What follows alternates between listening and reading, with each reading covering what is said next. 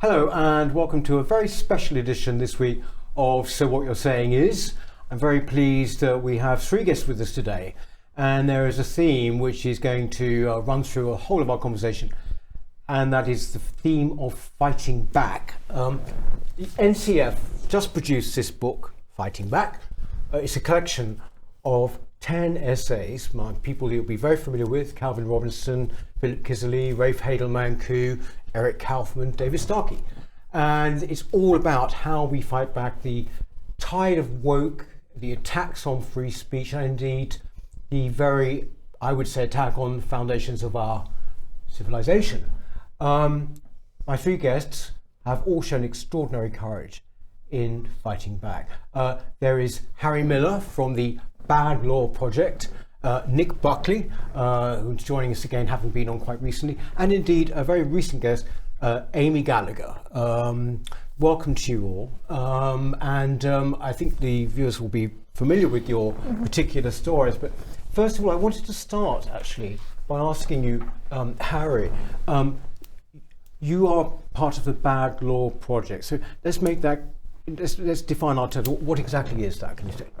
Okay, so the Bad Law Project is looking for those seminal cases, like Amy's actually, where if we win, then we change something fundamental about our institutions. So in Amy's case, she's fighting on critical race theory.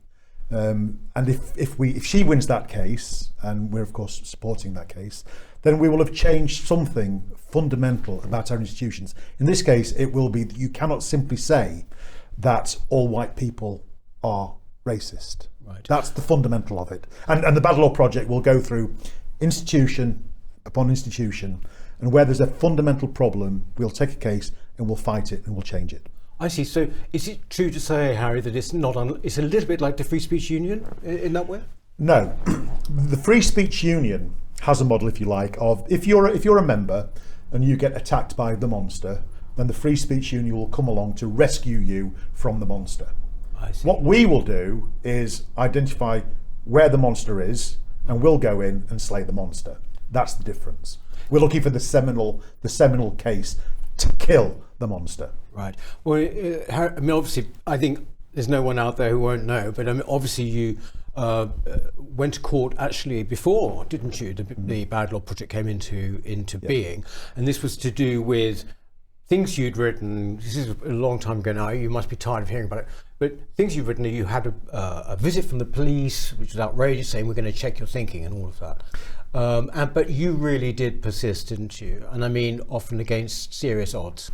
So in my case, had the Free Speech Union been around in 2019, they might have defended me against Humberside Constabulary. Right. But what the Bad Law Project does, it does what I did, which was go to the root of the problem, which was the College of Policing hate crime guidance, the national guidance. We went in and we destroyed that. That's what I mean by slaying the monster. I see. You're in the process of trying to slay the monster, aren't you, Amy? I should explain, you probably know, Amy was on a few weeks ago, had a huge impact. 300. We've had 300,000 views for your interview. Yeah. That's a third of 1 million people. I know. You're basically fighting back because you found yourself having to deal with things in your training as a nurse, wasn't it, really? Yeah, it's my training as a psychotherapist, so I've essentially just disagreed with critical race theory and various other things, and I've been, had policies against me, I've had student conduct policies raised against me, I've been suspended, I've been bullied, I've been all sorts of things. Essentially been told that I'm not appropriate to become a psychotherapist because I don't agree with critical race theory. So it's essentially the ideology's been forced onto me essentially. So we're, the charges that we're bringing against them are discrimination on the grounds of race and religion and philosophical belief, because they are forcing this idea, as Harry said, about white people being racist, and I'm not even allowed to disagree essentially, and they've said that that's their official view. So yes. And Nick, you faced, a very difficult time from your own charity that you were running, didn't you? I mean, that again was for things you'd written. One thing. One thing. So I fell into this by mistake. So I wasn't brave trying to take anybody on and trying to change the world. I wrote an article on Black Lives Matter because they'd just come onto the scene. As far as I knew, I didn't know anything about them, so I looked on their website and wrote 600 words, little blog on what I discovered on their website, and that just went crazy online. And it ended up in you being fired? Fired from the charity I set up. The trustees were 3 long-term friends. They decided it was better to give the mob my head than the mob turn on them and go after them. So I was a sacrificial lamb to stop the mob in its tracks, and it worked until I decided that I wasn't taking it. And you've been writing books since, haven't you? I've been doing lots of things since. So I've got 2 books now. My latest one came out last month called The Making of a Beggar. The Making of a Beggar. Of a Beggar, and that's all about looking at how, as a society, we are becoming more and more reliant on other people, the state, not only to solve our problems, not only just to give us funding and help us live, but to do everything for us, to help us raise our children, to help us make decisions. And I've spent 15 years working on the streets with rough sleepers and the homeless, and I'm seeing real connections between how they end up on the streets to how we're ending up as a society. It's absolutely not meant by any way as an insult, but you know, there are lots of people one hears about facing these kind of things who basically may be quite high profile. So, you know, we had Kathleen Stock on, from Sussex University as it then was, and her life is being made a misery.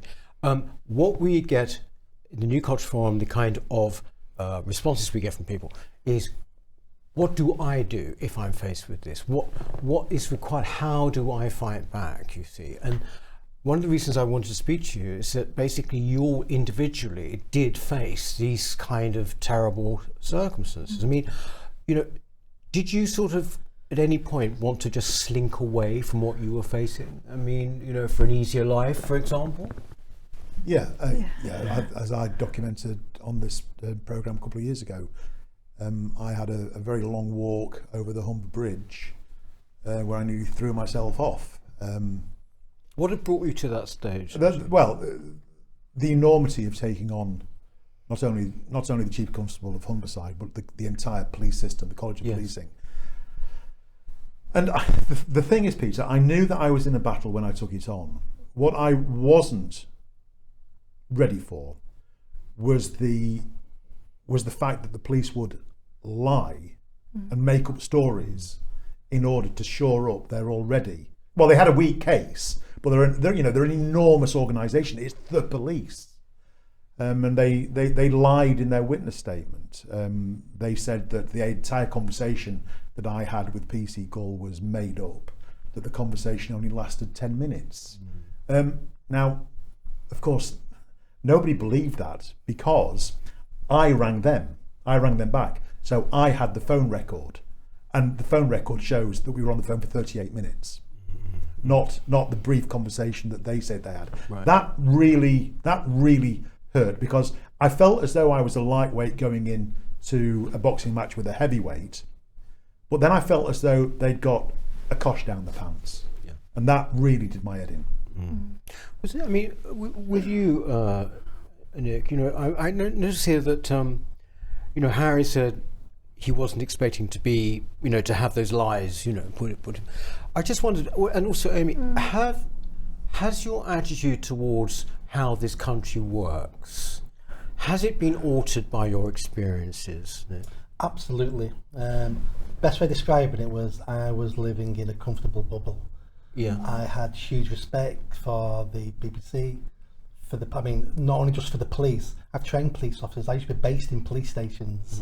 I had huge respect for many of our institutions, and it was only a little bit before what happened to me, but mainly because of what happened, I started to see these institutions as part of the problem. They weren't doing what I thought they were doing. They were part of the problem, and that was a big wake-up call for me. And I found it quite disheartening, because I think of myself as very patriotic.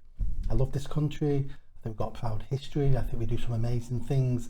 But then to see the institutions that I loved, that represented my country, being corrupted and being, you know, semi-evil was quite a shock to me. Does that go for you too? Yeah, I think so. I mean, I didn't think of myself as a naive person. I was, aware that bullying and so on and so forth can happen. But I think what was shocking to me is that as further on down I went through the complaints procedure, and it got escalated higher and higher. I was thought someone, as we get more serious up the chain of professionals, someone will step in and say, this has gone too far, and they'd apologise and they'd say, no, we retract those statements or whatever. But as I went all the way up to the CEO, they've just lied, and they've just minimised it, and there's been no one that's come in and helped me or supported me. And then even kind of the external bodies, they say that we are an anti-racist organisation. That's the line that they trot out. And when you show them evidence of racism, they just say we are an anti-racist organisation. I thought there's got to be some sane voices that will come in and back me up, or at least say, well, we've been a bit harsh here. We're allowed to have an open discussion, but no, it's been it's just been quite extraordinary the way people are quite willing to turn on one person and scapegoat that one person and not care that they're doing that. That's been quite shocking to me. At what point did you sort of think, at what point did you sort of think, actually, enough, I'm not taking this, I'm going to do something about it? At what point, when did that happen? Well, with me, it was straight away. I have a very clear sense of right and wrong, and I recognise that we have a glorious history of people doing the right thing, regardless of cost to themselves. Now, I risked my house, I risked my reputation, I risked my family, I risked relationships, but I didn't risk my life. I didn't risk losing a leg or being blinded. And of course, that's what our brave soldiers have done in the past. People think about the Second World War. We joined the Second World War because it was the right thing to do, not because we were at any immediate threat from Germany. We could have sued for peace very, very easily. But we went into Europe and took the war to Hitler because it was the right thing to do. We were fighting for our principles and our way of life. And coming from that grand tradition, and like you, I see myself as an Englishman, I absolutely knew that I didn't have a choice, that there's only one thing to do when you come up against a bully, and that is not to back down. It's to fight them. And that's what I did. So for me, there just wasn't a choice, because the only choice was to back down. And then I could not have lived with myself. I couldn't have lived with myself. So that's an instinctive reaction in your case. It's the same with in my case, slightly different. I was sacked. All this happened within a couple of days. The blog went crazy. People online shouted me to be sacked because I'm a Nazi. The board of the charity sacked me, all within a few days. And for the next 10 days, I was in shell shock. I was a defeated man. I didn't know what I was going to do. I didn't want to do anything because I made things worse. Did you actually think you were wrong? No. So you never sort of thought, oh my God, what I said is wrong? You never thought that? I must have thought, I'm sorry I posted that, even though it was correct. I must have thought that at some point. And then what happened to me was a turning point. Was a friend phoned me up and said, Nick, are you okay? And I went, yeah, I'm fine. No, you know what's gone on, but I'm fine. It's just like you've gone very quiet. It's not like you to be quiet. No, I'd expect you to be fighting back. I'd expect you to be vocal. And I realised then, turned into a bit of a coward, haven't I? And I went to bed that night, wasn't sleeping much anyway. And that night, all I was thinking of was, what are you doing? It's as if you're guilty. And I've spent 2 decades telling kids, you're not a victim. Things go wrong in your life, stand up, brush yourself down, best foot forward, start again. And I had to give myself the talk I've given to 10,000 young men. And that's when I decided, I woke up that morning, went, right, pen and paper, I need to come up with a plan about how I'm fighting back. I probably won't win, but if I can save part of my reputation, that'll help me going forward. Because at the moment, I'm unemployable. I'm Nick the Nazi. And so I started off my fight trying to save some of my reputation. And as that 5-week journey went on, it became easier and easier. The mob disappeared once I started fighting back. The board resigned within 18 hours of me challenging them legally. They resigned, and it was just bang, bang, bang, bang. And I look back and I go, how easy they're all to defeat. Because none of them had skin in the game. It was all virtue signalling, and once they realised there was consequences to their actions, they all went, I'm not playing this game, mate. There's someone else around the corner I can bully a lot easier than that Nick Buckley. Did you ever feel maybe they're right and I'm wrong, Amy? I mean, this is a natural human reaction for many people. Yes, it's not, yeah. When a whole institution's telling you one thing, you have to sort of doubt yourself. I think for me it was the fact that they wouldn't even allow a different opinion. So they could say, this is our view, but you know, they wouldn't even allow. I thought that's just something inherently wrong with that, because how can you not allow a discussion? That doesn't make sense to me. But yeah, I mean, I remember after I made my first complaint about this whiteness lecture where they said all this kind of racist stuff, and I met with the investigator into my complaint, and I was talking about what had been said, and she said, you know, the view that all white people are racist, you know, that is the culture and direction we're going in. And I said, is that the official policy? And she said, oh, well, we're not sure if it's the official policy, but that is what we think here. I was thinking, she's saying the idea that white people are a problem might be our official policy, but we're not sure. And I just thought that this is insane. How can you even be talking about that as a policy? And I thought this is so insane at this point. And I'd already looked into the equality stuff, thinking surely this is illegal, to be openly scapegoating a group of people in such an open way.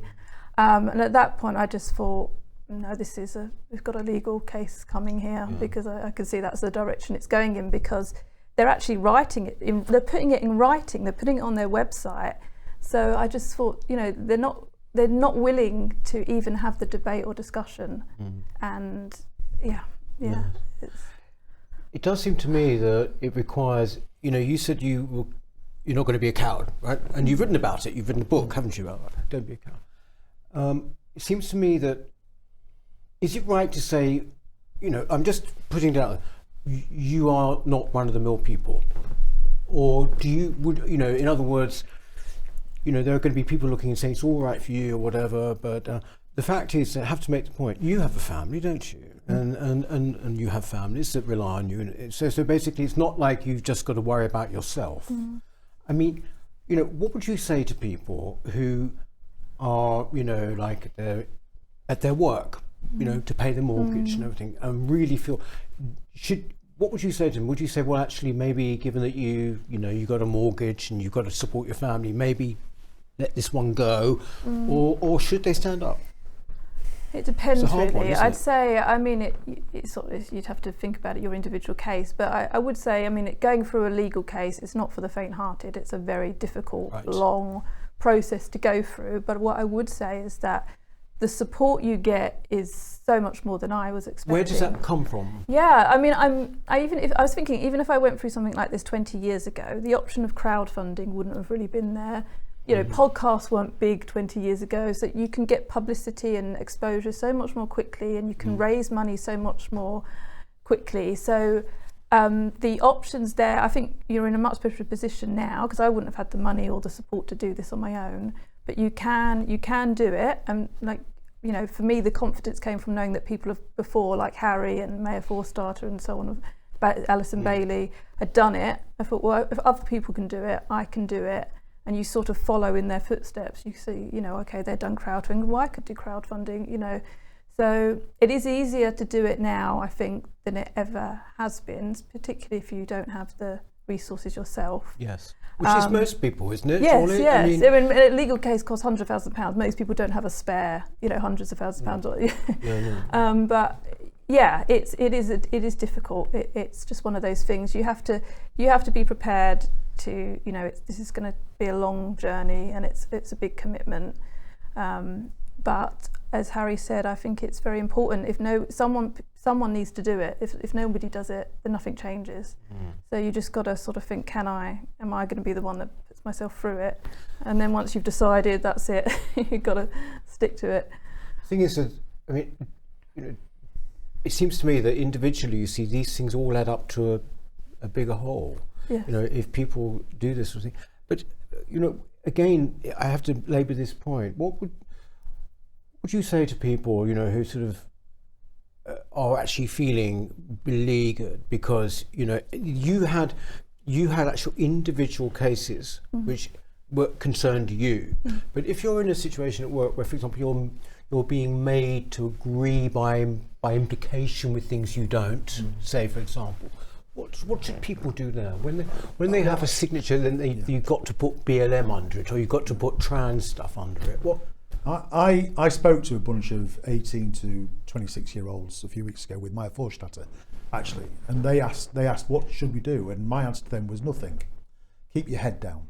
Keep your head down, because I'm at one end of my life where my mortgage is paid, I'm relatively secure, and I'm just that sort, really. But you're at the beginning of your life. You need to get on the employment ladder. You need to get a mortgage. You need to be able to service the mortgage. You need to be able to slot into a community without being called a Nazi. You've got a whole life in front of you. So my advice to most people is keep your head down, but develop your critical thinking. All the time, develop your critical thinking. Keep reading, keep listening. Don't be overcome by it. Just keep your sense of self. And then at a certain point, either it will be forced on you and you don't have a choice to join the battle, because somebody has made you do something which is so egregiously wrong that you can't do anything but fight, or you wait and bide your time. Earn some money, give to the crowd funds, turn up at the rallies, but keep your head down. Now then, there is a group of people who, regardless of the advice, to keep out of it. There's a certain type of warrior class, if you like, who will go ahead and fight. And there are three things that I say to them. One, you need conviction. You need to know what it is you're standing for. Secondly, you need courage, because it's going to be one hell of a fight. And thirdly, and I cannot emphasize this enough, you need community. Three C's. Three C's. You need to have a group of people around you who will stand with you, who will cheer you up, who you can talk to, who you can moan to, who will invite you back into the WhatsApp group when you march out in a strop. You need community. So yeah, three C's: conviction, courage, and community. You would go along with that? I would build on that. So I've spent 20 years promoting personal responsibility with young offenders, with young people in general, with the homeless. It's always about personal responsibility. So I say to people, I'm asked this question all the time, what should we all do? Yeah. There's a billion ways to win a chess game. You don't have to play like a chess master. And I've come up with a phrase I think I've told you before: don't be a whinger, be a ninja. A ninja. Right. So fight sneakily if that's all you can do, but you must be in the fight. And I say to people, you know, if your boss is saying you need to do this training course, CRT training course, and it's voluntary, well, don't do it. If next week he now says, well, this week it's compulsory, well, that's the day next week you phone in sick, and you might lose a day's pay, but that's your battle in this fight. Because when you're in a war, when you're in a fight, you will take some punches, and that's the punch you will take. But agreeing with Harry, what we don't need are martyrs. We don't need people losing their job over small, silly things ruining our lives, because not only will it destroy them, it then sends out the wrong signal to everybody else. So everyone else is scared to do anything then. Yes. Pick your little fight. If that's all you can do, is not put your pronouns in your email. Well, that's your fight, and you've won that fight. That then will give courage to others to do their little bit. And if 70 million people do a tiny, tiny bit, adds up to a tidal wave. Isn't it sort of, yes, exactly. It's actually knowing what you can and cannot do. I mean, to the extent that, for example, when it comes to pronouns, or when it comes to attending one of these unconscious bias training programs, people need to know what their legal rights are. They can actually find that out quite easily, can't they? Yeah, I think so. I mean, you know, if you do, you have to go when they say it's compulsory. What, by law to do that, or by just simply the employer, for example? Yeah, and if it is compulsory, are you allowed to disagree?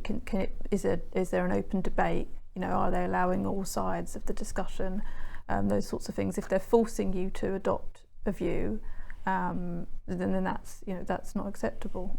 That's the case with the Mayor Forstater case. She was fired for her view. It wasn't, there wasn't a plurality of views that was allowed. So if they're openly kind of harassing you or discriminating you then that's when the Equalities Act can protect you. I asked you if it had changed your attitude to the country and the institutions in the country. How have you changed as a result of your fight? I have to be careful not to be cynical, really, because my original organisation, Fair Cop, we are Fair Cop on Twitter.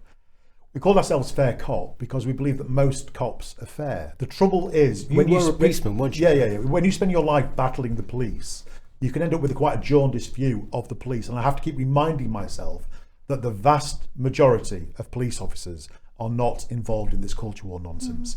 It's a tiny, tiny, very vocal, rainbow-coloured minority who are having an undue influence over everything else. So it's the battle against cynicism, I find, which is hard, because I don't want to think of the police as my enemy. I want to think of the Bobby in blue. I want to think of Dixon of Dock Green. That's what I want to think. I want to think of the police as being the public and the public being the police. That's what I want. Rather That's than Bob Peel, isn't it? Yeah. Rather than an ideological, top-down, paramilitary force, which unfortunately that's the way that we're heading, and that's why we're so resistant to it. That's why we shake a stick all the time at the police. That's why we rail against rainbow police cars and stuff like that, because it's the thin end of a very dangerous wedge. And how about you, Nick? I mean, how have you changed? I mean, first of all, you're right now, and you presumably didn't before. But I mean, have you sort of do you look at it and think, well, I'm quite pleased I've done that, or maybe I wouldn't have done that, if I had known what I was going to go through, or what? I'm happy the way my life's turned out. I'm one of these people. I never have regrets. Right. I think regrets is a waste of time. There's learning from things you do, and you should learn from the mistakes you make, or whatever you do. You should learn from it. You shouldn't regret it, because it gets you nowhere. So I've spent 20 years trying to improve local communities in Greater Manchester, and I see my fight still doing that now, except I'm trying to have a bigger audience, and I'm trying to have that campaign around personal responsibility so other people then can improve their own lives and get away from waiting for someone else to knock on their door and improve their life. And this culture war is just a big part of what's been happening for the last 100 years, and it's all interconnected. What about you? I think when I was going through it in the last couple of years, I became a lot less trusting of people. I felt a lot more... People, like in general? In general, yeah. I became, just nervous that anybody could turn on me. I'm feeling much better now, though. I mean, I've had so much support, and that sort of balanced it out a bit, in my view of people. I've had a very negative experience and then a real amazingly positive experience, particularly when people are just giving me their, donating money. People don't even know me, and they're writing me messages, and it's unbelievable to receive that kind of support from people. But I think in terms of, what can people do? I've had so many messages from people in my profession, nurses, psychotherapists, psychologists, saying we agree with you. I can't believe this is happening. I feel like I'm the only one. But there's so many of them saying I feel like I'm the only one. And I think even just when you just voice your opinion, then it gives other people permission to do the same. Because otherwise everyone's thinking we're all thinking this, but no one thinks. They all think they're the only person that thinks it. But I've had so many people on training courses saying, I don't agree with these ideas, but I keep my head down. I've had people speak. I've spoken to people on the phone.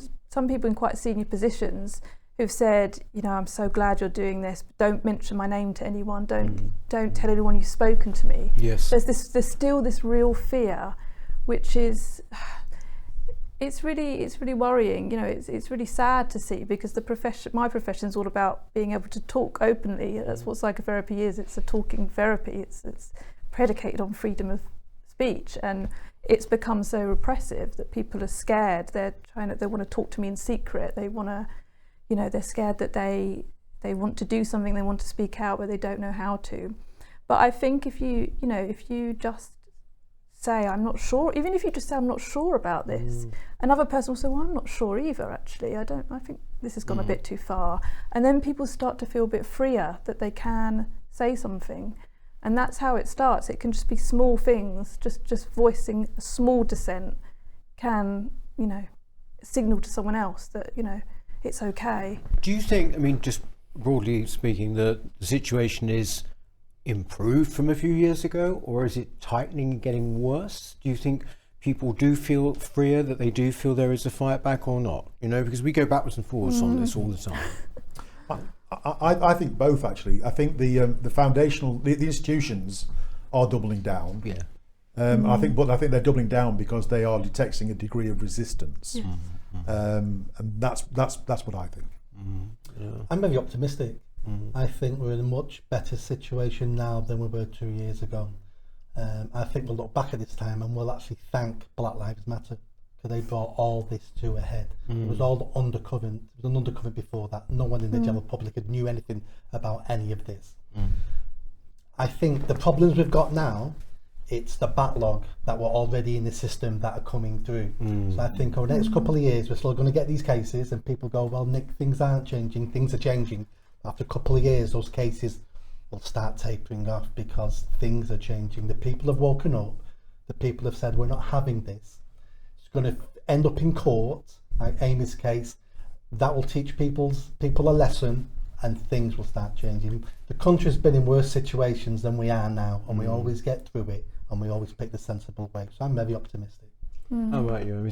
Has the response to your case made you optimistic? Yes, yeah, it has actually, and I think the fact that it's been pushed so strongly, like with Nick, I agree that it's pushed it all out into the open, and these ideas are now being scrutinised in a way they haven't before, which needed to happen.